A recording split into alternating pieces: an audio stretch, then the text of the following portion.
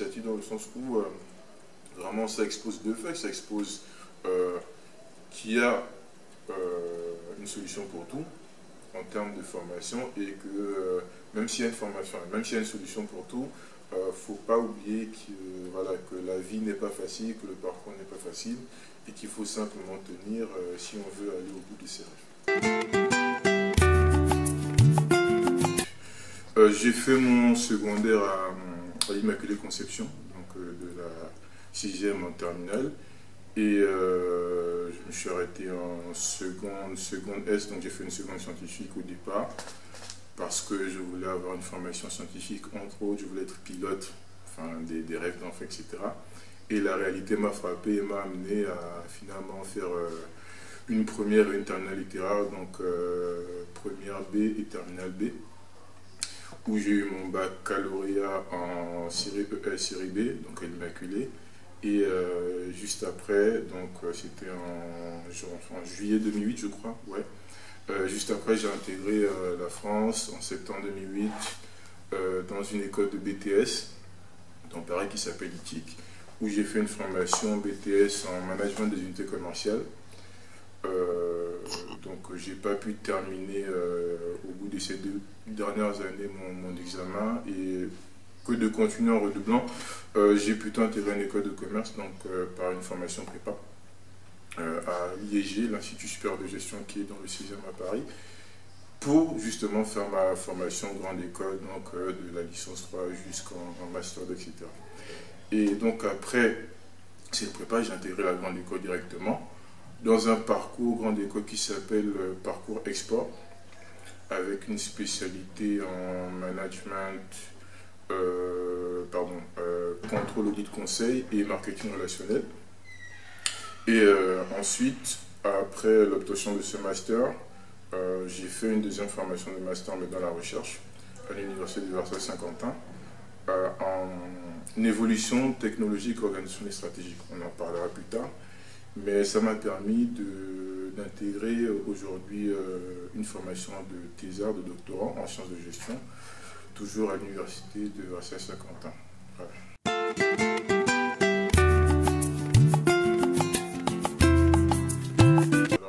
Donc je suis doctorant, c'est-à-dire je suis un étudiant-chercheur ou on peut appeler un jeune chercheur ou un thésard en tant que tel.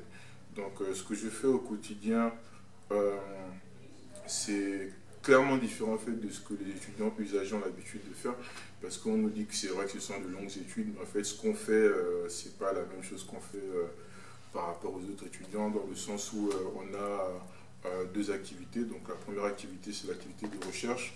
Donc ce que je fais en général, c'est vraiment de la recherche scientifique, de l'analyse par rapport à mon sujet sur lequel je travaille. Par exemple, donc, je vais constamment en bibliothèque, ou je vais dans des laboratoires scientifiques, ou je vais dans des conférences, où j'essaie de lire des articles. Voilà, c'est vraiment mon quotidien en général.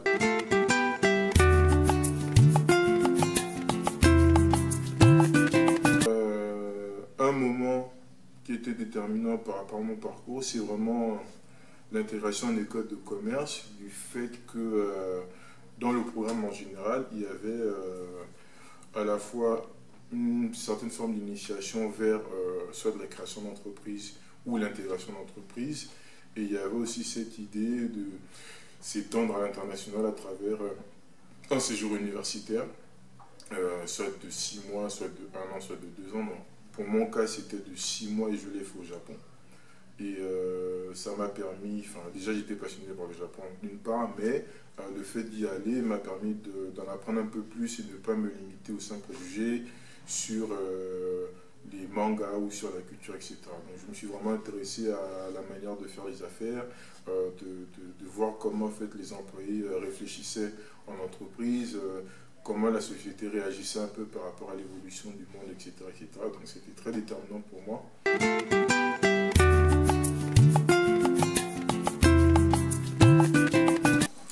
Alors, un conseil, une requête, peut-être les deux. La première en termes de conseils par rapport à d'autres personnes qui suivraient un peu mon parcours, qui seraient un peu dans la même logique que moi par rapport à être un thésard ou un doctorant, c'est simplement de ne pas comment dire, de ne pas se limiter à ce qu'on croit penser de ce qu'est un doctorant. En général, on se dit que le doctorant, c'est celui qui n'a pas de vie, c'est celui qui est tout le temps enfermé dans des bibliothèques, etc. etc. alors que c'est pas du tout ça.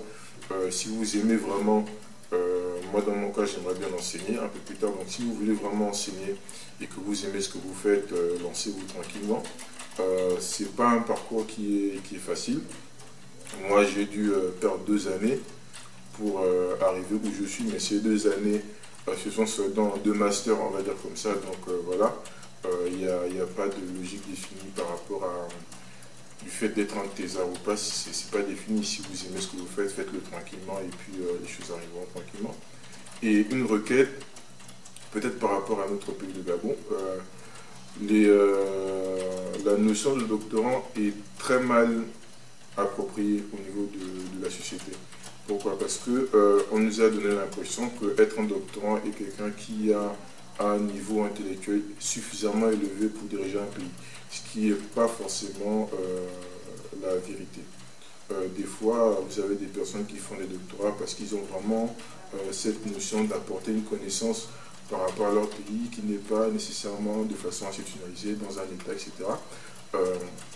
Et moi, ce que j'aimerais que notre pays fasse par rapport à ces personnes-là qui sont passionnées de leur recherche, c'est de les amener à se développer un peu plus, développer leur spécialité, parce que ce sont des spécialités qui peuvent servir dans les années à venir.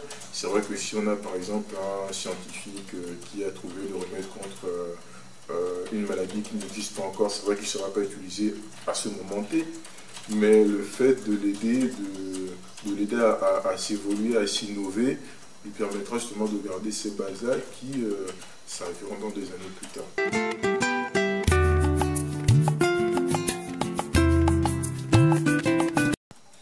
Le retour au Gabon. C'est hyper compliqué. Je ne dirais pas que le retour est imminent et je ne dirais pas que le retour est retardé. Pourquoi? Parce que au niveau où on en est, au niveau où moi je suis, je me dis que je vais plutôt prendre l'opportunité qui est devant moi.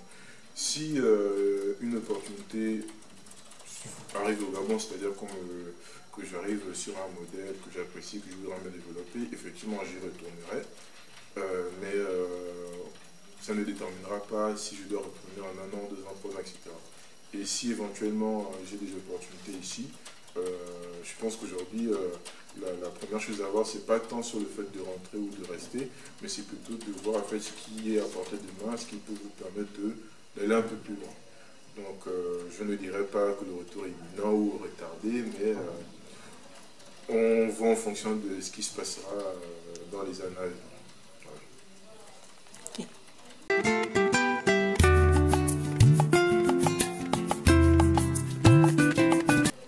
Le Gabon en un mot.